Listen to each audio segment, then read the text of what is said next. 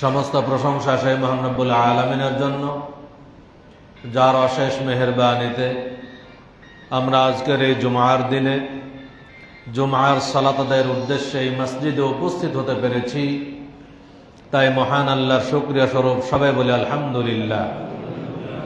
তারপর পরেই বর্ষিত হোক অসংখ্য দরুদ ও সালাম প্রিয় নবী, বিশ্বনবী রাহমাতুল আলামিন মুহাম্মদ সাল্লাল্লাহু আলাইহি ওয়াসাল্লামের প্রতি। সম্মানিত উপস্থিতি, মুসলিম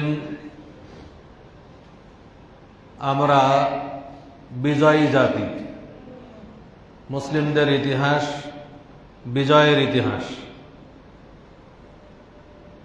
কিন্তু দুঃখের বিষয় হল সারা বিশ্বেই মুসলিমরা আজকে মার খাচ্ছি, সারা বিশ্বেই মুসলিমরা আজকে নির্যাতিত। এজন্য আজকের খুতবার বিষয়বস্তু সারা বিশ্বে মুসলিম নির্যাতন, কারণ ও প্রতিকার। আমরা মুসলিম জাতির ইতিহাস যদি দেখতে পাবো বদর যুদ্ধের ইতিহাস। বদর যুদ্ধের ইতিহাস মুসলিমদের বিজয়ের ইতিহাস। ইয়ারমুকের যুদ্ধের ইতিহাস মুসলিমদের বিজয়ের ইতিহাস। মক্কা বিজয়ের ইতিহাস মুসলিমদের বিজয়ের ইতিহাস। কাদেসিয়ার যুদ্ধের ইতিহাস মুসলিমদের বিজয়ের ইতিহাস।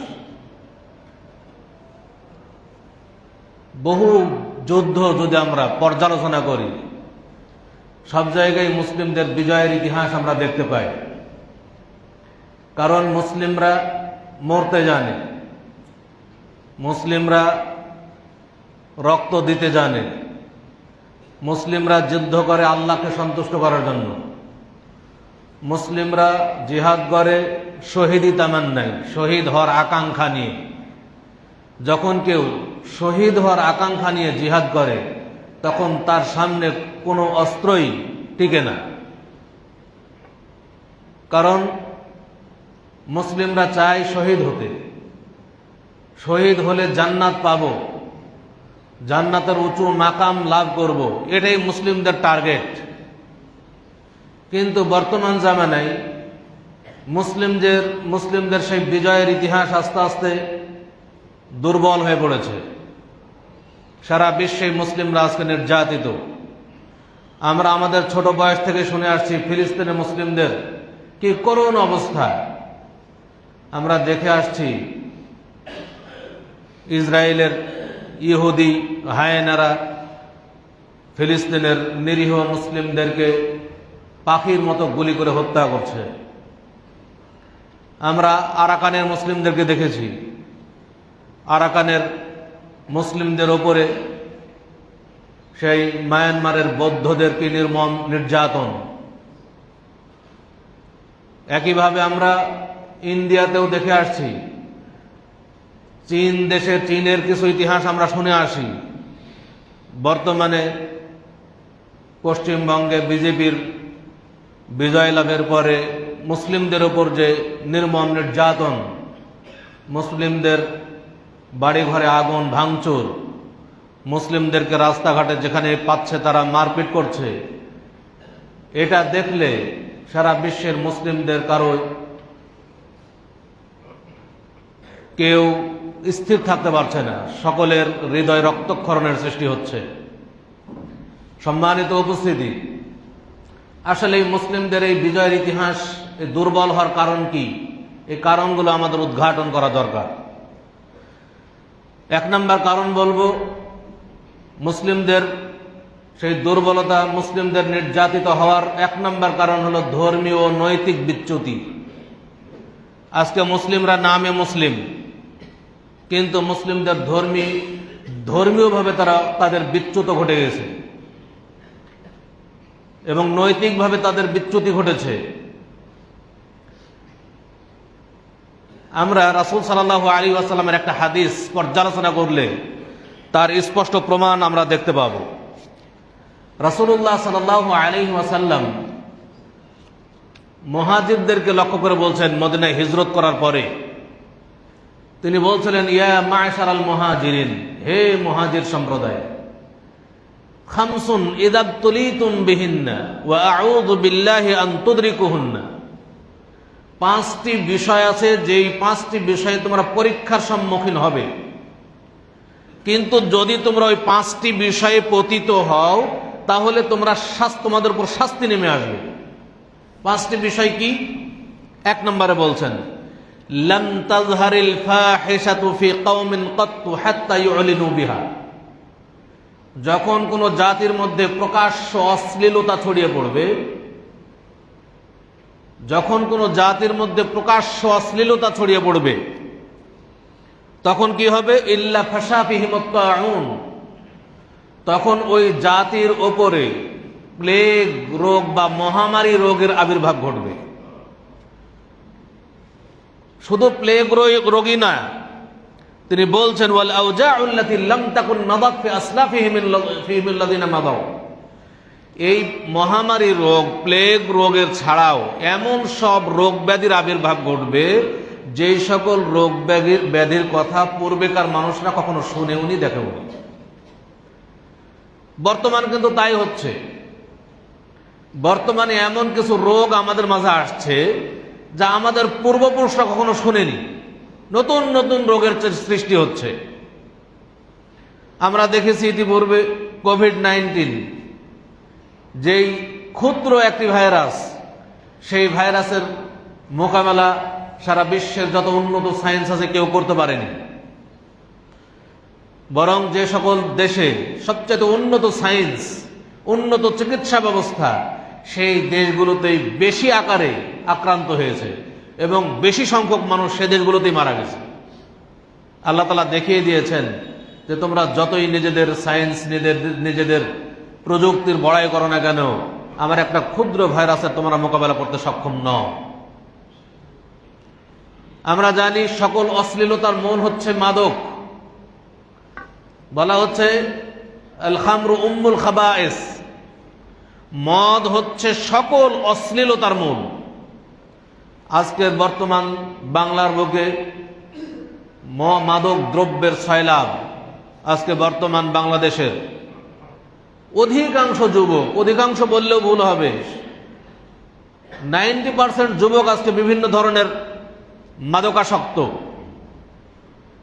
তাহলে আমাদের উপরে তো এই ধরনের মহামারী আসবেই, এই ধরনের বিপদ মুসিবত আসবেই, এটা স্বাভাবিক কথা, যেটা রাসূলুল্লাহ সাল্লাল্লাহু আলাইহি ওয়াসাল্লাম বলেছেন।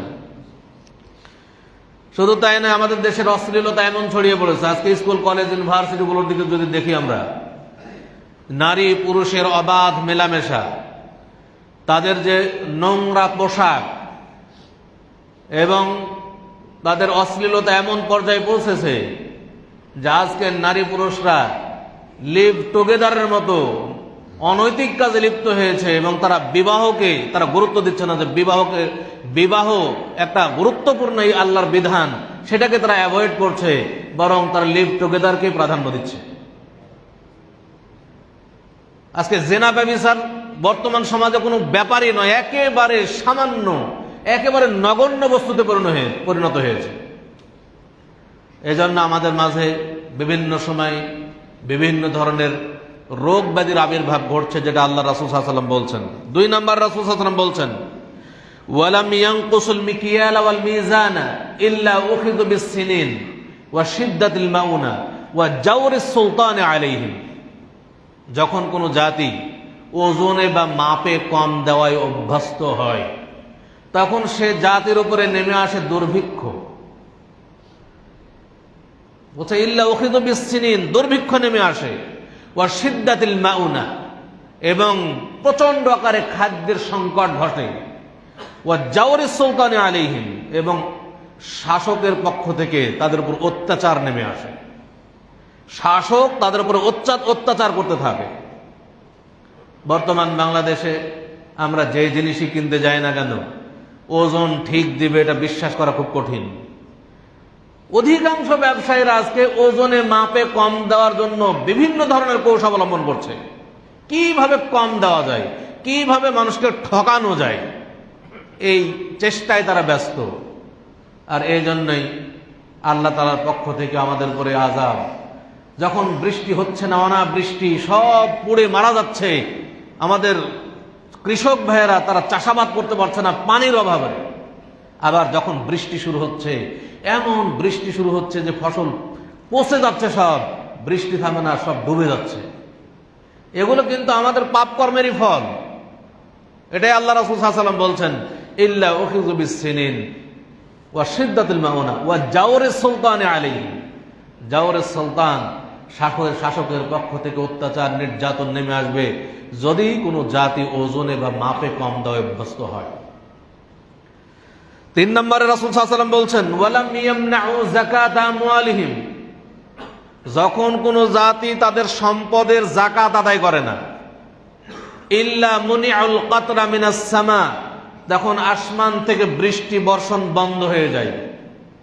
ওয়ালাউলাল বাহাইম লাম ইউমতারু, যদি চতুষ্পদ জন্তু বা অন্য কোনো প্রাণী না থাকতো তাহলে বৃষ্টিপাতই হতো না। যতটুকু বৃষ্টি হয় অন্যান্য প্রাণীর কারণে আল্লাহ তাআলা দিয়ে থাকেন, তাদের উপর ইহসান স্বরূপ। তারা যদি না থাকতো, তা আমরা যেমন আজকে আমাদের সম্পদের যাকাত আদায় করছি না, আমাদের উপর আল্লাহ তাআলা বৃষ্টি বর্ষণ বন্ধ করে দিতেন। এটা আল্লাহ রাসূল সাল্লাল্লাহু আলাইহি ওয়াসাল্লাম বলছেন। আল্লাহ রাসূল সাল্লাল্লাহু আলাইহি ওয়াসাল্লামের প্রতিটি কথা আল্লাহর ওহী, তার নিজের পক্ষ থেকে কথা তিনি বলেননি। আমরা আজকে যত সম্পদশালী মানুষ আছি, সবাই যদি আমাদের সম্পদের সঠিকভাবে যাকাত আদায় করতাম তাহলে, এবং যাকাতগুলো যদি সঠিক খাতে সঠিক জায়গায় আমরা বন্টন করতাম, তাহলে আমাদের দেশে গরিব খুঁজে পাওয়া খুব কঠিন হতো। কিন্তু সম্পদশালীরা, অধিকাংশ সম্পদশালীরা যাকাত আদায় করি না। কারণ আমরা সব দুনিয়াদার, আমরা চাই দুনিয়াতে আমাকে অনেক কিছু করতে হবে। এই জন্য হাত থেকে সম্পদ বেরিয়ে যাবে এইটা কেউ চায় না। আমরা সবসময় চাই যে আমার শুধু সম্পদ অর্জন হোক, সম্পদ ব্যয় করতে হবে এমনিতেই, এটা চাই না। কিন্তু ব্যয় করে, অন্যায় পথে ব্যয় করতে কুণ্ঠাবোধ করে না।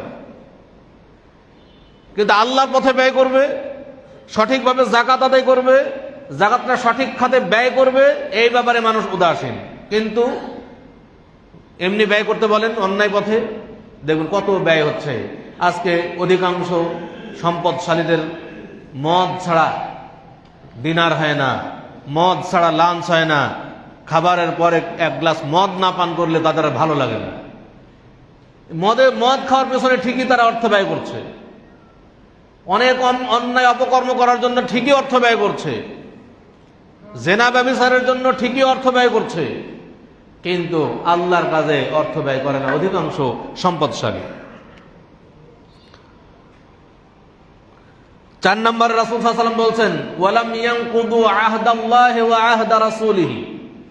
যখন কোন জাতি আল্লাহ এবং তার রাসূলের অঙ্গীকার পূর্ণ করে না, ইল্লা সাল্লাতাল্লাহু আলাইহিম আদুওয়ান মিন গায়রিহিম ফাআখাযু বা'দা মা ফি আইদিহিম। যখন কোন জাতি কি করে না, আল্লাহ এবং তার রাসূলের অঙ্গীকারকে পূর্ণ করে না, তখন আল্লাহ তাআলা কি করেন, অমুসলিমদেরকে, বিজাতীয়দেরকে তাদের উপরে জয় করেন। দেখেন হাদিস, রাসূলের হাদিস, বিজাতীয়দেরকে, অমুসলিমদেরকে, কাফেরদেরকে তাদের উপরে জয় করেন। ফাআখাযু বা'দা মা ফি আইদিহিম, এবং তাদের সহায় সম্পদ তারা ছিনিয়ে নিয়ে যায়। আজকে কিন্তু তাই হচ্ছে। আমরা সারা বিশ্বের যত মুসলিম আছি শুধু নামকরণে মুসলিম, কিন্তু আল্লাহ এবং তার রাসূলের অঙ্গীকারকে পূর্ণ করি না। আল্লাহ অঙ্গীকার নিয়েছিলেন আমরা আল্লাহর ইবাদত করব, তার সাথে শিরকে লিপ্ত হব না। কিন্তু বাংলার বুকে যদি দেখেন, যতই আমরা 90-92% মুসলিম দাবি করি না কেন, কয়জন মুসলিমের আকীদা ঠিক আছে? আজকে বাংলাদেশের বিভিন্ন অঞ্চলে গেলে বিভিন্ন মাজারে ভরপুর, শিরকে জর্জরিত সব। তাহলে আল্লাহ এবং তার রাসূলের অঙ্গীকার পূর্ণ হচ্ছে না। আজকে যে দেশের যেই সরকারি আসছে আগে মাজারে যায়, মাজারে গিয়ে আগে কিছু সেখানে দেয়, সেখানে মনে করে যে বাবা সন্তুষ্ট মানে আমার আর কেউ কিছু সমস্যা নেই। আল্লাহ সন্তুষ্টি তার দরকার নাই, বাবার সন্তুষ্টি দরকার। যখন কোনো জাতির মধ্যে এই ধরনের আল্লাহ এবং তার রাসূলের অঙ্গীকারকে ভঙ্গ করার কাজে তারা লিপ্ত হয়, তখন আল্লাহ রাসূল সাল্লাল্লাহু আলাইহি ওয়াসাল্লাম বলছেন, অমুসলিমদেরকে, কাফেরদেরকে তাদের উপর আল্লাহ বিজয়ী করেন এবং মুসলিমদের সম্পদ তারা কেড়ে নিয়ে যায়, ছিনতাই করে নিয়ে চলে যায়। আজকে তাই হচ্ছে।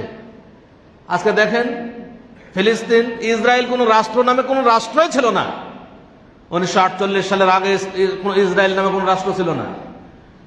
যারা আশ্রিত ফিলিস্তিনে, সেই আশ্রিত ইহুদিরাই আজকে মুসলিমদেরকে, যারা সেখানের আসল অধিবাসী, তাদেরকে তারা উৎখাত নিধন করার জন্য কত কি করছে তারা।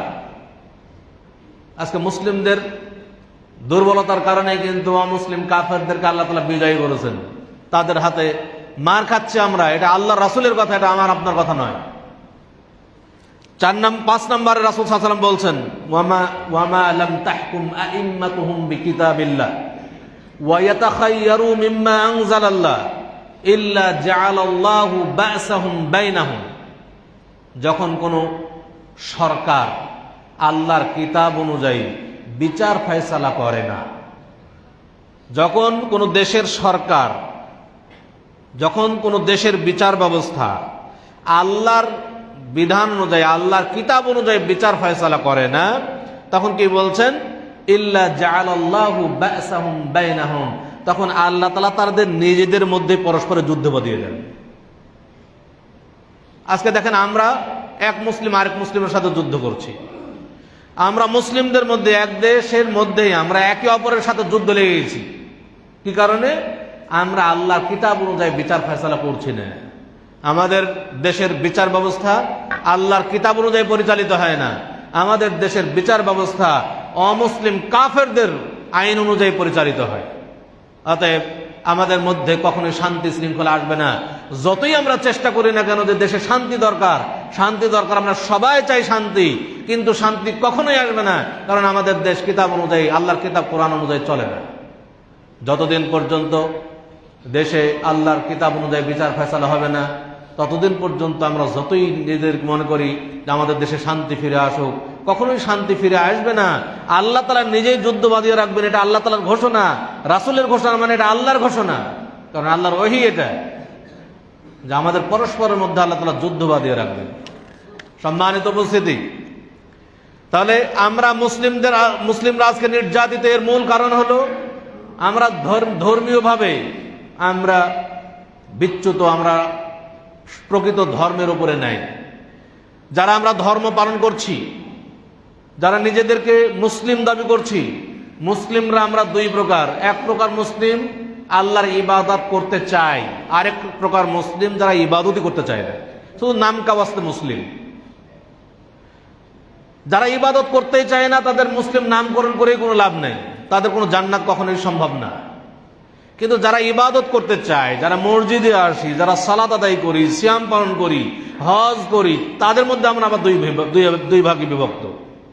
এক প্রকার যারা পবিত্র কোরআন এবং সহিহ হাদিস অনুযায়ী সার্বিক জীবন গড়ে তুলতে চায়, আর এক প্রকার তারা পবিত্র কোরআন এবং সহিহ হাদিস অনুযায়ী জীবন করতে চায় না, বরং তারা নিজেদের মাযহাব, তরিকা, ইমামের মতানুসারে নিজেদের গড়তে চায়। সম্মানিত উপস্থিতি, আমাদের ধর্মীয় বিচ্যুতি শুধু নিজেকে মুসলিম দাবি করার নাম নয়, ধর্মীয় বিচ্যুতি হবে মুসলিম দাবি করার পরেও যদি আপনি কোরআন এবং সহিহ হাদিস অনুযায়ী সার্বিক জীবন গড়ে না তোলেন, তাহলে অবশ্যই আপনি ধর্মীয়ভাবে বিচ্যুতি ঘটেছে আপনার। কারণ আল্লাহ রাসূল সাল্লাল্লাহু আলাইহি ওয়াসাল্লাম বিদায় হজ্জের ভাষণে ঘোষণা দিচ্ছেন, তারাকতু ফীকুম আমরাইন লান তাদিল্লু মা তামাসসাকতুম বিহিমা কিতাবাল্লাহি ওয়া সুন্নাত নবিয়্যিহি। আমি তোমাদের মাঝে দুইটি বস্তু ছেড়ে যাচ্ছি, যতদিন পর্যন্ত তোমরা এই দুইটি বস্তুকে দৃঢ়ভাবে আঁকড়ে ধরে থাকবে, ততদিন পর্যন্ত পথভ্রষ্ট হবে না। সেই দুইটি বস্তু কি? এক, আল্লাহর কিতাব কোরআন, দুই, ওয়া সুন্নাত নবিয়্যিহি, তার নবীর সুন্নাত। আমাদেরকে যতদিন আমরা বেঁচে থাকবো, একমাত্র পবিত্র কোরআন এবং সহিহ হাদিসকে নিঃশর্তভাবে আঁকড়ে ধরে থাকতে হবে, তাহলেই আমরা ধর্মীয়ভাবে আমরা সঠিক জায়গায় থাকব, সঠিক রুটে থাকব। আর যদি পবিত্র কোরআন এবং সহিহ হাদিসে ছেড়ে দিয়ে নিজেদের খেয়াল খুশি মতো ইসলাম পালন করি, তাহলে আমরা আল্লাহর পথ থেকে বিচ্যুত হয়ে যাব। সম্মানিত উপস্থিতি, দুই নাম্বার যেটা আমরা নৈতিক বিচ্যুতি বলছি, আজকে দেখেন আমরা মুসলিমরা নৈতিকভাবে আমাদের বিচ্যুতি ঘটেছে। মুসলিম, আমি মুসলিম সুদখোর, আমি মুসলিম ঘুষখোর, আমি মুসলিম চাঁদাবাজ, আমি মুসলিম দুর্নীতিবাজ, আমি মুসলিম জেনাকার, আমি মুসলিম কত পাপাচারে লিপ্ত, আমি মুসলিম হারামখোর, আমি মুসলিম নেশাদার দ্রব্য ভক্ষণ করছি, বিভিন্ন ধরনের পাপাচারে লিপ্ত, অথচ আমি নিজেকে মুসলিম দাবি করছি। তাহলে আমার নৈতিকভাবে আমি কখনোই মুসলিম দাবি করতে পারি না। মুসলিমের নৈতিকতা তো এমন হওয়া উচিত নয়। মুসলিম কখনো চাঁদাবাজ হতে পারে না, মুসলিম কখনো দুর্নীতিবাজ হতে পারে না, মুসলিম কখনো নেশাদার দ্রব্য ভক্ষণ করতে পারে না, মুসলিম যে কোনো হারাম জিনিস শোনা মাত্রই বর্জন করবে, এটা মুসলিমদের বৈশিষ্ট্য। কিন্তু আজকে মুসলিমদের মধ্যে এই নৈতিক বিচ্যুতি ঘটে গেছে, এই জন্য মুসলিমরা আজ দুর্বল, মুসলিমরা মার খাচ্ছে, আল্লাহর সাহায্য মুসলিমদের উপর নেমে আসছে না। সম্মানিত উপস্থিতি, 3 নম্বরে বলবো মুসলিমদের মার খাওয়ার 3 নম্বর কারণ হলো মুসলিমরা আজকে বিভিন্ন দলে মতে বিভক্ত, মুসলিমদের ইউনিটি নষ্ট হয়ে গেছে। আজকে সারা বিশ্বের যদি 700 কোটি মুসলিম, 700 কোটি মুসলিমের মধ্যে প্রায় 200 কোটির বেশি মুসলিম বসবাস করছি, মানে 1/3 মুসলিম আমরা সারা বিশ্বের সব মানুষের মধ্যে। তো মুসলিমরা তো দুর্বল হওয়ার কথা নয়, মুসলিমরা তো সংখ্যায় কম না, তারপরে মুসলিমরা কেন দুর্বল? কারণ মুসলিমরা সংখ্যায় কম না হলেও মুসলিমরা আজকে আমরা বিভিন্ন দলে মতে বিভক্ত, মুসলিমরা আমরা একজন আরেকজনের শত্রুতে পরিণত হয়েছি, মুসলিমরা কখনো একজন আরেকজনের ভালো চায় না, এই জন্য আমরা আজকে দুর্বল। অথচ দেখেন ইহুদিরা, খ্রিস্টানরা, তারা কিন্তু মুসলিমের বিরুদ্ধে সব এক, কিন্তু আমরা কিন্তু মুসলিমরা এক হতে পারছি না। অথচ আল্লাহ তাআলা ঘোষণা দিচ্ছেন, ওয়াতাসিমু বিহাবলিল্লাহি জামিআন ওয়ালা তাফাররাকু, তোমরা আল্লাহর রজ্জুকে দৃঢ়ভাবে আঁকড়ে ধরো এবং তোমরা মতনৈক্য করো না, বিভিন্ন দলে মতে বিচ্ছিন্ন হয়েও না। তাহলে আল্লাহ তাআলা রজ্জুকে আঁকড়ে ধরতে বললেন। আল্লাহর রজ্জু কি? ওয়াহির বিধান, পবিত্র কোরআন এবং সহিহ হাদিস হচ্ছে আল্লাহর রজ্জু। তাহলে আল্লাহ তাআলা এই আয়াতে মুসলিম জাতিকে ঐক্যবদ্ধ থাকার নির্দেশ দিলেন, ঐক্যের মানদণ্ড তিনি বলে দিলেন, সেই মানদণ্ড হচ্ছে আল্লাহর রজ্জু, ওয়াহির বিধান, পবিত্র কোরআন এবং সহিহ হাদিস হচ্ছে মুসলিম ঐক্যের মানদণ্ড। আজকে সারা বিশ্বের সকল মুসলিম যদি আমাদের নিজেদের মত, নিজেদের গোঁড়ামি, নিজেদের অহংকার ত্যাগ করে যদি আমরা একমাত্র পবিত্র কোরআন এবং সহিহ হাদিসকে নিঃশর্তভাবে গ্রহণ করতাম, তাহলে মুসলিম জাতি আজকে এক হতে পারত। আমরা যতই স্লোগান দেই না কেন, সব দুনিয়ার মুসলিম এক হও এক হও, এই স্লোগানটা কিন্তু আমরা যত ইসলামী দল আছে সবাই দেই। এই স্লোগান সবার মুখে মুখে, দুনিয়ার মুসলিম এক হও এক হও, এই স্লোগান ততক্ষণ পর্যন্ত বাস্তবায়ন হবে না যতক্ষণ পর্যন্ত এক হওয়ার প্ল্যাটফর্ম নির্ধারণ না করবে। আমি আমার জায়গা থেকে বলছি দুনিয়ার মুসলিম এক হও, আরেকজন আরেক জায়গা থেকে বলছে দুনিয়ার মুসলিম এক হও, কিন্তু এক হব কোথায় এই জায়গা আমরা নির্ধারণ করছি না। আজকে যদি ঘোষণা দেওয়া হয় যে এই আফতাবনগরের এই অঞ্চলের মানুষ এক জায়গায় জমা হই, কিন্তু স্থান নির্ধারণ করলাম না, শুধু মাইকিং করলাম যে আমরা সবাই এক জায়গায় জমা হব, তাহলে কেউ এক জায়গায় জমা হবে না, সবাই মনে করবে কোথায় এক হব, অর্থাৎ সবাই নিজের বাড়িতে বাড়িতে অবস্থান করবে। কিন্তু আগে জায়গা নির্ধারণ করতে হবে, এই জায়গায় আজকে এক জায়গায় এক হব আমরা, এই জায়গায় এক হতে হবে। জায়গা নির্ধারণ না করলে কেউ এক হতে পারবে না। অতএব এক হওয়ার জায়গা নির্ধারণ করতে হবে। এক হওয়ার জায়গায় হচ্ছে পবিত্র কোরআন এবং সহিহ হাদিস, ওহির বিধান। সবাই যদি এই ওহির বিধান মেনে নেয় তাহলে এক হওয়া সম্ভব। এখন কেউ যদি ওহির বিধান না মানে তাহলে এক হবে না। অতএব এক হওয়ার মানদণ্ড আমাদের নির্ধারণ করতে হবে। আহলে হাদিস আন্দোলন বাংলাদেশ, বাংলাদেশ আহলে হাদিস যুব সংঘ এই এক হওয়ার প্ল্যাটফর্ম নির্ধারণ করে দিয়েছে। সকল বিধান বাতিল করো, ওহির বিধান কায়েম করো। আসুন পবিত্র কোরআন ও সহিহ হাদিসের আলোকে জীবন গড়ি। এই কোরআন এবং সহিহ হাদিস হচ্ছে এক হওয়ার মানদণ্ড। আমরা সবাই যদি পবিত্র কোরআন এবং সহিহ হাদিসকে মেনে নেই তাহলে এক হতে পারবো, অন্যথায় এক হওয়া সম্ভব না। এক হতে গেলে এটা অবশ্যই দরকার। সম্মানিত উপস্থিতি, আমরা সবাই যে যাই করি না কেন পবিত্র কোরআন এবং সহিহ হাদিসকে মানদণ্ড হিসেবে গ্রহণ করব। সেখানে কি আছে আমি সেভাবে করব, তাহলে এক হওয়া সম্ভব। আল্লাহ তাআলা আমাদের সকলকে ঐক্যবদ্ধ হওয়ার তৌফিক দান করুন। আল্লাহ তাআলা আমাদের সকলকেই একমাত্র পবিত্র কোরআন এবং সহিহ হাদিসের নিঃশর্ত অনুসারী হওয়ার তৌফিক দান করুন। সম্মানিত উপস্থিতি, এরপরে 4 নম্বরে বলবো মুসলিম জাতির নির্যাতিত হওয়ার কারণ অর্থনৈতিক পরনির্ভরশীলতা।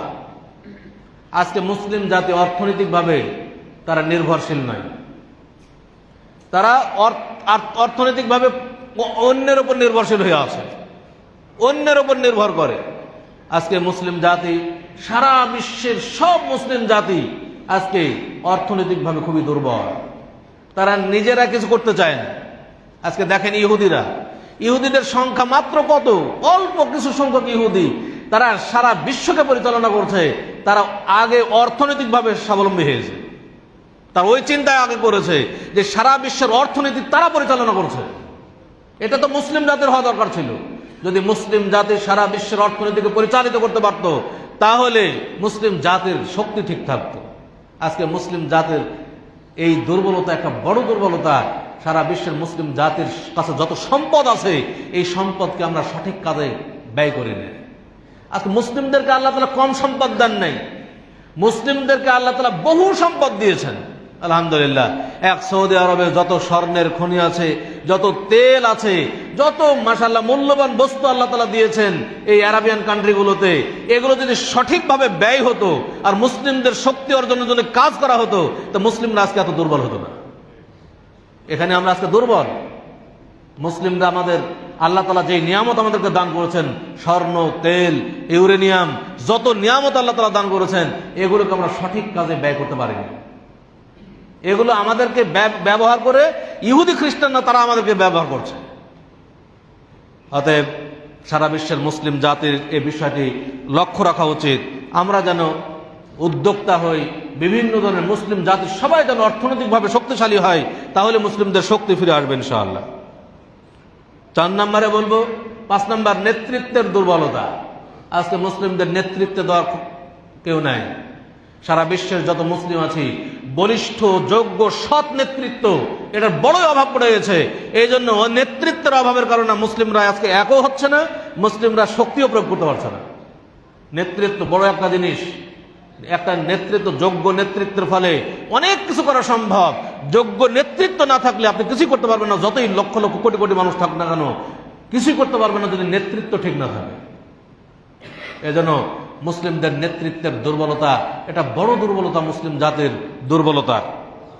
এর মূল কারণ হলো কি, আজকে মুসলিম জাতির মধ্যে ইসলামিক খেলাফত যেটা প্রধান শক্তি ছিল, এই ইসলামিক খেলাফত বিদায় নিয়েছে। গণতান্ত্রিক শাসন ব্যবস্থা, গণতান্ত্রিক রাষ্ট্র ব্যবস্থার মাধ্যমে মুসলিম জাতির শক্তি কখনোই ফিরে আসবে না।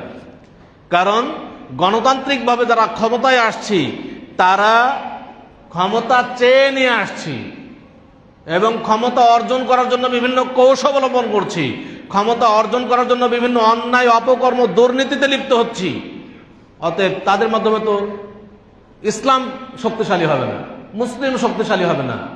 কারণ তারা তো ইসলামকে শক্তিশালী করার জন্য ক্ষমতা অর্জন করেনি, তারা নিজেদের স্বার্থের জন্য ক্ষমতা অর্জন করেছে। তারা ক্ষমতা অর্জনের রাজনীতি করেছে, কিন্তু গণতান্ত্রিকভাবে কখনোই কেউ ইসলামের জন্য তারা চেষ্টা করে না। ইসলাম কায়েমের জন্য কখনো তারা ক্ষমতা দেওয়ার চেষ্টা করে না। যারা আজকে বর্তমানে মনে করছে যে ইসলামী দল নাম দিয়ে তারা মনে করছে যে আমরা ক্ষমতায় গিয়ে ইসলাম কায়েম করব, এটা শুধু মুখের বলি, এটা আসলে বাস্তবতা এর কিছুই নেই। আমরা তো দেখতে পেলাম কিছুদিন আগে যারা ইসলামের নাম করে ক্ষমতায় যেতে চাচ্ছেন, সামান্য শহীদ মিনারে যে ফুল দেওয়া যাবে না এটাই বলতে পারিনি। ক্ষমতায় যাওয়ার পরে শহীদ মিনারে ফুল দেওয়া যাবে না, এটা শিরিক, এই কথাটা বলা সাহস হয়নি। তাহলে কিভাবে ইসলাম কায়েম হবে? ইসলাম তো এইভাবে কায়েম হবে না। সম্মানিত উপস্থিতি, আমাদের বোঝা দরকার আসলে ক্ষমতা দখলের জন্য আজকে আমরা বিভিন্ন দুর্গাপূজা পর্যন্ত পাহারা দিচ্ছি। এগুলো কি আমাদের সামনে এখনো স্পষ্ট হয়নি যে এগুলো আসলে ক্ষমতা দখলের রাজনীতি? ইসলাম কায়েমের কখনো রাজনীতি নাই। ইসলাম কায়েমের রাজনীতি করলে কখনো এসে দুর্গাপূজায় যেতে পারতো না, কখনো এসে শহীদ মনের ফুল দিতে পারতো না। এটা ইসলাম প্রতিষ্ঠার জন্য যদি কেউ কাজ করে, এটা তার পক্ষে কখনো সম্ভবই না। অতএব আমাদের বুঝতে হবে ইসলামিক খেলাফত এটাই হচ্ছে মূলত মুসলিম জাতির শক্তি। কারণ যিনি খলিফা হবেন, তিনি আল্লাহর দিন কায়েমের জন্য চেষ্টা করবেন, দিন কায়েমের জন্য জীবন দিবেন। তিনি নিজের ব্যক্তি স্বার্থকে দেখবেন না, দিনের ইসলামের স্বার্থকে তিনি সামনে রাখবেন, আল্লাহর বিধানের স্বার্থকে তিনি সামনে রাখবেন। নিজের স্বার্থকে জলাঞ্জলি দিয়ে তিনি আল্লাহর বিধান কায়েমের জন্য চেষ্টা করবেন। আজকে এই ইসলামী খেলাফতের কথা বলতে না বলতে এমন হয়েছে, যখন কোনো জায়গায় ইসলামী খেলাফতের কথা বলা হয়, মানুষ অনেকে মনে করে যে কি জঙ্গি নাকি, কি চরমপন্থী নাকি, ইসলামী খেলাফত কেন বলছে? অথচ ইসলামী খেলাফত হচ্ছে মূল রাজনীতি, ইসলামী রাজনীতি। ইসলামী খেলাফত এটা কোরআনেও এসেছে, হাদিসে এসেছে। গণতন্ত্রের কথা কোরআনে হাদিসে আসেনি, রাজতন্ত্রের কথা কোরআনে হাদিসে আসেনি, কিন্তু ইসলামী খেলাফতের কথা আল্লাহ কোরআনেও বলেছেন, হাদিসেও বলেছেন। আল্লাহ রাসূল সাল্লাল্লাহু আলাইহি ওয়াসাল্লাম তিনি বলছেন, পৃথিবীতে শাসন ব্যবস্থা প্রতিষ্ঠিত হয়েছে, শুরু হয়েছে নবীদের মাধ্যমে। আল্লাহ তাআলা প্রথমে নবী নিযুক্ত করেছেন, নবীদের মাধ্যমে তিনি শাসন চালিয়েছেন।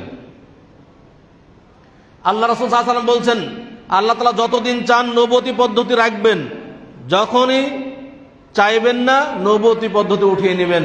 নবুয়তি পদ্ধতি উঠে গেছে, মুহাম্মদ সাল্লাল্লাহু আলাইহি ওয়াসাল্লাম শেষ নবী, তারপরে আর কোনোদিন নবী আসবে না। আল্লাহ রাসূল বলছেন, নবুয়তি পদ্ধতি শেষ হওয়ার পরে তিনি নবুয়তি পদ্ধতিতে খেলাফত দান করবেন। আল্লাহ রাসূল বলছেন, সুম্মা তাকুনু খিলাফাতান আলা মিনহাজিন নবুওয়া, তোমাদের মধ্যে ফিরে আসবে নবুয়তি পদ্ধতির খেলাফত কায়েম হবে। নবী মুহাম্মদ সাল্লাল্লাহু আলাইহি ওয়াসাল্লামের মৃত্যুর পরে খেলাফত কায়েম হয়েছে। আবু বকর রাদিয়াল্লাহু আনহু খলিফা হয়েছেন, ওমর রাদিয়াল্লাহু আনহু খলিফা হয়েছেন, ওসমান রাদিয়াল্লাহু আনহু খলিফা হয়েছেন, আলী রাদিয়াল্লাহু আনহু খলিফা হয়েছেন। আমরা ইসলামের 4 খলিফার ইতিহাস জানি। নবুয়তি পদ্ধতিতে বললেন কেন? নবুয়তি পদ্ধতি বলতে সিলেকশন পদ্ধতি, ইলেকশন পদ্ধতি নয়। ইলেকশন পদ্ধতি নয়, সিলেকশন পদ্ধতি। আবু বকর রাদিয়াল্লাহু আনহু যখন খলিফা হলেন, ইলেকশনের মাধ্যমে হয়নি, সিলেকশনের মাধ্যমে হয়েছেন। ওমর রাদিয়াল্লাহু আনহু যখন খলিফা হলেন, সিলেকশনের মাধ্যমে হয়েছেন, তাকে ইলেকশন করতে হয়নি, ভোট চাইতে হয়নি যে আমাকে খলিফা বানাও, আমি ভোট চাই, আমাকে ভোট দাও, আমি খলিফা হব, এটা বলেন নাই। প্রত্যেকটা খলিফা সিলেকশনের মাধ্যমে হয়েছেন। এই জন্য বলছে আলা মিনহাজুন নবুওয়া, নবুয়তি পদ্ধতিতে খেলাফত হবে। এরপর রাসূল সাল্লাল্লাহু আলাইহি ওয়াসাল্লাম বলছেন, খেলাফত পদ্ধতি আল্লাহ যতদিন চান রাখবেন, তারপর উঠিয়ে নেবেন। তারপরে বলছেন, সুম্মা তাকুনু মুলকান আদান, খেলাফত পদ্ধতির পরে তোমাদের মাঝে আসবে অত্যাচারী শাসকের জামানা। আল্লাহ রাসূল বলছেন, অত্যাচারী শাসকের জামানা আল্লাহ যতদিন চান রাখবেন, তারপর উঠিয়ে নেবেন। এরপর আসবে সুম্মা তাকুনু মুলকান জাবরিয়াতান, তোমাদের মধ্যে আসবে জবর দখলকারী শাসকের জামানা। এটা হলো বর্তমান জামানা। জবর দখলকারী শাসকের জামানা চলছে। শুধু বাংলাদেশ নয়, সারা বিশ্বের দিকে যদি লক্ষ্য করেন, এখন জবর দখলকারী শাসক চলছে, যে যেভাবে ক্ষমতা দখল করতে পারে। এই জামানা বর্তমান জামানা। এটা আল্লাহ রাসূলের কথা, এটা আমার কথা নয়, আমি অনুবাদক। এরপর রাসূল সাল্লাল্লাহু আলাইহি ওয়াসাল্লাম বলছেন, জবর দখলকারী শাসক আল্লাহ তাআলা যতদিন চান রাখবেন, তারপর উঠিয়ে নেবেন। সুম্মা তাকুনু খিলাফাতান আলা মিনহাজিন নবুওয়া, এরপরে জবর দখলকারী শাসকের জামানার পরেই আবারও তোমাদের মাঝে নবুয়তি পদ্ধতিতে খেলাফত প্রতিষ্ঠিত হবে। সুম্মা সাকাতা, অতঃপর তিনি চুপ হয়ে গেলেন। অর্থাৎ শেষ জামানা খেলাফত প্রতিষ্ঠা হবে। এই খেলাফত প্রতিষ্ঠা হওয়ার পরে কিয়ামত হবে, কিয়ামতের আগে খেলাফত আসবে। এটা আল্লাহ রাসূলের কথা, মানে আল্লাহর ওহী। যেভাবে বলেছেন সেভাবেই পর্যায়ক্রম হয়ে আসছে, বিন্দু মাত্র পরিবর্তন হবে না। যা বলেছেন তাই হবে, কারণ এটা আল্লাহর ওহী। আমি আপনি বিশ্বাস করি আর না করি, হবেই হবে। এই বিশ্বাস যদি কেউ না রাখে, তার ইমানের সমস্যা। এটা হবেই, খেলাফত কায়েম হবেই। এই ব্যাপারে যদি কারো সামান্য সন্দেহ থাকে, তার ইমানের সমস্যা হবে। কারণ আল্লাহ রাসূলের কথা, এটা হাদিস, এটা কোনো ব্যক্তির কথা নয়। অতএব এই খেলাফত, যে খেলাফত প্রতিষ্ঠা হবে আল্লাহ রাসূল বলেছেন, সেই খেলাফত প্রতিষ্ঠার জন্য আমাদের কাজ করতে হবে। তাহলে মুসলিম জাতি শক্তি ফিরে আসবে, তাহলে মুসলিম জাতি বিজয়ী হবে। কিয়ামতের আগে মুসলিম জাতি বিজয়ী হবে, এটাও রাসূল সাল্লাল্লাহু আলাইহি ওয়াসাল্লাম বলছেন। কেন বিজয়ী হবে? খেলাফত প্রতিষ্ঠা হবে। এই খেলাফতের মাধ্যমে কিন্তু মুসলিম জাতির বিজয় হবে। সম্মানিত উপস্থিতি, খেলাফত প্রতিষ্ঠা হবে কিভাবে? এটাও আল্লাহ কোরআনে বলছেন। আল্লাহ বলছেন সূরা নূরের 55 নম্বর আয়াত পড়বেন, দেখবেন সূরা আন-নূর 24 নম্বর সূরা 55 এবং 56 নম্বর আয়াত। আল্লাহ বলছেন, ওয়া'আদাল্লাহুল লাযীনা আমানু মিনকুম ওয়া আমিলুস সালিহাত, আল্লাহ তাআলা যারা ঈমানদার এবং সৎকর্মশীল তাদের জন্য আল্লাহ ওয়াদা করেছেন। কি ওয়াদা? লাইয়াস্তাখলিফান্নাহুম ফিল আরদি কামাস্তাখলাফাল লাযীনা মিন ক্বাবলিহিম, আল্লাহ তাআলা অবশ্যই তাদেরকে দুনিয়াতে খেলাফত দান করবেন, যেমনভাবে খেলাফত দান করেছিলেন পূর্ববর্তীদেরকে। আল্লাহ অবশ্যই তাকিদ করছেন, লায়াস্তাখলিফান্নাহুম, দুইবার তাকিদ, লাম তাকিদ আবার নুন তাকিদ, দুই তাকিদ আসছে এখানে। লায়াস্তাখলিফান্নাহুম, অবশ্যই আল্লাহ তাআলা তাদেরকে দুনিয়াতে খেলাফত দান করবেন। তাদেরকে খেলাফত দান করবে ইমানদার এবং সৎকর্মশীলদেরকে। অতএব আমরা যদি খেলাফত প্রতিষ্ঠা করতে চাই, আমাদের ইমানদার হতে হবে, সৎকর্মশীল হতে হবে। বাংলার অধিকাংশ মানুষ যদি শিরিক ছেড়ে দিয়ে তাওহীদপন্থী হয়, বাংলার অধিকাংশ মানুষ যদি বিদআত ছেড়ে দিয়ে সুন্নাতপন্থী হতে পারে, তাহলে সেই দিন খেলাফত প্রতিষ্ঠা হবে ইনশাআল্লাহ। অতএব এই শিরিক এবং বিদআতকে উৎখাত করার জন্য আমাদের কাজ করতে হবে। শিরিক এবং বিদআত সমাজ থেকে যেদিন উঠবে, সেই দিন ইনশাআল্লাহ খেলাফত প্রতিষ্ঠা হবে। এটা আল্লাহ তাআলার ঘোষণা, এটা আমার আপনার ঘোষণা নয়। সম্মানিত উপস্থিতি, অতএব আমাদেরকে যদি মুসলিম জাতির শক্তি ফিরিয়ে নিয়ে আসতে চাই, অবশ্যই খেলাফত প্রতিষ্ঠার কাজ করতে হবে। 6 নম্বরে বলবো মুসলিম জাতির মার খাওয়ার 6 নম্বর কারণ, বিজাতীয় সংস্কৃতির গোলামি করা। আজকে মুসলিমরা মুসলিমদের সংস্কৃতিকে ভুলে গিয়ে বিজাতীয় সংস্কৃতি গোলামি করছি আমরা। মুসলিম সংস্কৃতির মূল হচ্ছে তাওহীদ, মুসলিম সংস্কৃতির মূল হচ্ছে আল্লাহর সন্তুষ্টি, আর অমুসলিম বিজাতীয় সংস্কৃতির মূল হচ্ছে দুনিয়ার এনজয়। তাদের আল্লাহর সন্তুষ্টি কোনো ব্যাপার না, তাদের ইবাদত কোনো উদ্দেশ্য নয়, তাদের মূল হচ্ছে শিরক, আল্লাহর নাফরমানি হচ্ছে তাদের মূল। কিন্তু মুসলিম সংস্কৃতির মূল হচ্ছে তাওহীদ এবং আল্লাহর সন্তুষ্টি।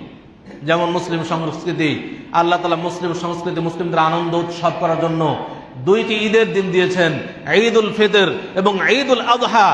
আল্লাহ তাআলার কাছে আমরা 2 রাকাত সালাত আদায় করে তাকবীরের মাধ্যমে তাকবীর ধ্বনি দেই এবং 2 রাকাত সালাত আদায় করি। ধনী গরিব ছোট বড় সবাই আমরা এক কাতারে কাঁধে কাঁধ মিলিয়ে সালাত আদায় করি, কুশল বিনিময় করি, আমরা একে অপরের সাথে আনন্দ বিনিময় করি। আমাদের কিন্তু কোনো অন্যায় আমরা করি না, বরং ইবাদতের মাধ্যমে আল্লাহ শুকরিয়া আদায় করে আনন্দ করি। আমরা আল্লাহ সন্তুষ্ট করি এর মাধ্যমে, আনন্দ করার মাধ্যমে। কিন্তু বিজাতীয় সংস্কৃতি কি?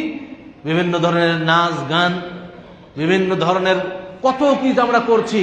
এই যে বিজাতীয় সংস্কৃতি, যেমন 31st নাইট, এটা মুসলিম সংস্কৃতি নয়। 31st নাইট কোন মুসলিম সংস্কৃতি নয়, এটা অমুসলিমদের সংস্কৃতি। 1 বৈশাখ উদযাপন হলো কিছুদিন আগে, এটা কখনো মুসলিম সংস্কৃতি হতে পারে না, এটা বিজাতীয় অমুসলিম কাফেরদের সংস্কৃতি। আমরা ভ্যালেন্টাইন্স ডে, যেটা ভালোবাসা দিবস, এই যে কখনো মুসলিম সংস্কৃতি নয়, এটা হলো অমুসলিম কাফেরদের সংস্কৃতি। সেই সংস্কৃতি আমাদের মধ্যে এসে এই ভ্যালেন্টাইন্স ডে এই নামে কত নোংরামিতে লিপ্ত হচ্ছে আমরা। মুসলিম যুবকরা কত নোংরামি, কত জেনা ব্যভিচারে লিপ্ত হচ্ছে এই ভালোবাসা দিবস উপলক্ষে। আজকে মুসলিমরা লিভ টুগেদার করছে। কত এই ঢাকা শহরে কত জায়গায় দেখবেন যারা স্কুল কলেজ ইউনিভার্সিটিগুলোতে লেখাপড়া করছে, একসাথে তারা বিবাহ শাদী ছাড়াই যুগ যুগ ধরে বসবাস করছে। মুসলিম, অথচ না বলছে যে আমি মুসলিম। মুসলিম যুবক যুবতীরা এগুলো করছে। এরা মনে করছে যে এটা সভ্য। এখন আধুনিক সভ্যতার নামে তারা এগুলো করে যাচ্ছে, অথচ আমরা এগুলোকে কিছুই মনে করছি না। যখন মুসলিম যুবকরা এই ধরনের বিজাতীয় সংস্কৃতির সবলে নিজেদেরকে ভাসিয়ে দেবে, তখন মুসলিম যুবকের ইমানি শক্তি নষ্ট হয়ে যাবে। আর ইমানি শক্তি তৈরি হবে না, ইমানি জাজবাত নষ্ট হয়ে যাবে। মুসলিমরা সারা জীবন মার খেলেও তার কখনো অন্তর রক্তক্ষরণের সৃষ্টি হবে না, তার কিছুই মনে হবে না। যতদিন পর্যন্ত সে নিজে না মার খাবে, ততদিন পর্যন্ত তার কিছুই মনে হবে না। সারা বিশ্বের সব মুসলিমকে মেরে শেষ করলেও তার কখনো আঘাত লাগবে না অন্তরে। কারণ মুসলিম ইসলামই তো বিশ্বাস করে না ঠিক মতো, ইসলামের বিধানকে তো সে ঠিকভাবে মানে না, তার অন্তরে আঘাত লাগবে কিভাবে? সম্মানিত উপস্থিতি, অতএব আমাদের সংস্কৃতি, মুসলিমদের সংস্কৃতি আমাদের মাঝে ফিরিয়ে নিয়ে আসা দরকার। মুসলিম সংস্কৃতি, নারীরা সুন্দর বোরখা পরবে, এটা মুসলিমদের সংস্কৃতি। কিন্তু আজকে অধিকাংশ নারীরা বেপর্দা, এমন সব পোশাকে ঘুরে বেড়ায় যেটা দেখলে লজ্জা লাগে। কিন্তু মুসলিম মেয়েরা অমুসলিমদের সংস্কৃতি গ্রহণ করেছে। আজকে দেখেন মুসলিম বহু যুবককে দেখা যায় যে কিভাবে বিভিন্ন দেশের খেলোয়াড় কিভাবে চুল কেটেছে মাথার, ওইভাবে চুল কাটতে হবে। মাথার একটু সামান্য একটু উপরে রেখেছে কোন খেলোয়াড়, ও চারিদিক চপচাইতে ফেলে সামান্য উপরে একটু রেখেছে। অনেক যুবককে দেখা যায় তার গেঞ্জি মেসি লেখা আছে, মেসি মানে মেসির গেঞ্জি, অথচ সেই মেসি ইসলামের বিরুদ্ধে তার সব অর্থ ব্যয় করছে ইসলামের বিরুদ্ধে, অথচ সেই মেসির নাম সে পিঠে ঝুলিয়ে গেঞ্জি মানে জার্সি গায়ে দিয়ে ঘুরে বেড়াচ্ছে আর মনে করছে আমার কতই না খুব ভালো লাগছে। সম্মানিত উপস্থিতি, এতটুকু চেতনাবোধ পর্যন্ত এই যুবকের নেই যে আমি অমুসলিম একজন খেলোয়াড়ের জার্সি গায়ে আমি ঘুরে বেড়াচ্ছি। সম্মানিত উপস্থিতি, আমাদের চেতনা ফিরে নিয়ে আসতে হবে। আজকে যুবকদের, মুসলিমদের চেতনা, যে আসল চেতনা নষ্ট হয়ে গেছে। আজকে এই সংস্কৃতির কারণে, অপসংস্কৃতি, বিজাতীয় সংস্কৃতির কারণে মুসলিম যুবকদের চেতনা নষ্ট হয়ে গেছে। এই চেতনা যতদিন পর্যন্ত ফিরে না আসবে ততদিন পর্যন্ত মুসলিমদের শক্তি ফিরে আসবে না। এই চেতনা ফিরিয়ে নিয়ে আসা দরকার। এখন আমাদের করণীয় কি? আমরা কি করতে পারি? আমাদের করণীয় হচ্ছে আমরা সার্বিক জীবনে পবিত্র কোরআন এবং সহিহ হাদিসের চর্চা করব। সার্বিক জীবনে যা করব, দেখবেন আমাকে চিন্তা করতে হবে কোরআন এবং সহিহ হাদিস অনুযায়ী আমি সবকিছু করবো, এর বাইরে করবো না। এটা আমাদের করণীয়, তাহলে শক্তি ফিরবে। 2 নম্বর, ঐক্যবদ্ধ হতে হবে মুসলিমদেরকে। ঐক্যবদ্ধ হব পবিত্র কোরআন এবং সহিহ হাদিসের উপরে। সবাই পবিত্র কোরআন এবং সহিহ হাদিসকে মেনে নেব, ঐক্যবদ্ধ হব। 3 নম্বর, আদর্শ সমাজ গঠন করব। আদর্শ সমাজ বলতে যা বোঝায়, আদর্শ সমাজ অর্থাৎ আল্লাহর বিধান অনুযায়ী সমাজ পরিচালনা হবে। একজন সমাজের সব মানুষ আল্লাহর বিধান মতো চলবে, এটা হলো আদর্শ সমাজ। আমাদের সন্তানরা আল্লাহর বিধান মতো চলবে, এটা হলো আদর্শ সমাজ। তারপরে আমরা অর্থনৈতিকভাবে স্বাবলম্বিতা অর্জন করব এবং দাওয়াত ও জিহাদ, আমাদের এই কার্যক্রম জারি রাখা, এটা আমাদের খুবই জরুরি। আজকে দাওয়াত না থাকার কারণে আজকে মুসলিম যুবকরা অন্যায় পথে জড়িয়ে পড়ছে। আমাদের দাওয়াত দেওয়া খুবই অভাব। অনেক মানুষ আজকে সালাত আদায় করতে জানে না, সিয়াম পালন করতে জানে না, জাকাত কিভাবে আদায় করতে হবে তা জানে না, ইসলামের বিধান সম্পর্কে তার কিছুই জানে নাই। বহু যুবক আছে যে তার ফরজ গোসল কিভাবে করতে হয় তা জানে না, কখন গোসল ফরজ হয় তাও জানে না, ও কিছুই জানে না, পবিত্রতা অর্জনের কোনো পদ্ধতি জানে না। বহু যুবক আছে এই ধরনের। অতএব এই দাওয়াতি মিশন আমাদেরকে চালাইতে হবে।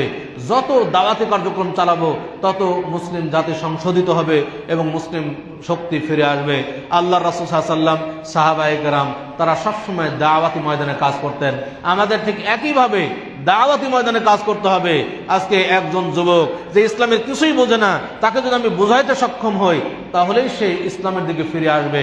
কিন্তু আমি আপনি যদি বিশুদ্ধ পানি পৌঁছাইতে না পারি, মানুষ যখন পিপাসিত হবে, বিশুদ্ধ পানি যখন সে না পাবে তখন সে অশুদ্ধ পানি পান করবে, এটাই স্বাভাবিক। অতএব বিশুদ্ধ পানি পৌঁছানোর দায়িত্ব আমাদের। আমরা যখন বিশুদ্ধ দাওয়াত তাদের মাঝে পৌঁছাইতে না পারবো তখন সে অশুদ্ধ দাওয়াত, বাতিল দাওয়াত সে গ্রহণ করবে। আল্লাহ তাআলা আমাদের মুসলিম জাতির শক্তিকে ফিরিয়ে নিয়ে আসার তৌফিক দান করুন। আল্লাহ তাআলা আমাদের মুসলিমদেরকে ঐক্যবদ্ধ হওয়ার তৌফিক দান করুন। আল্লাহ তাআলা আমাদের সকল মুসলিমকে একমাত্র পবিত্র কোরআন এবং সহিহ হাদিসের নিঃশর্ত অনুসারী হওয়ার তৌফিক দান করুন। আমিন। আকুলু কাওলি হাযা ওয়া আস্তাগফিরুল্লাহ লি ওয়া লাকুম ওয়া লিসাইরিল মুসলিমিন ফাস্তাগফিরুহু ইন্নাহু হুয়াল গফুরুর রহিম।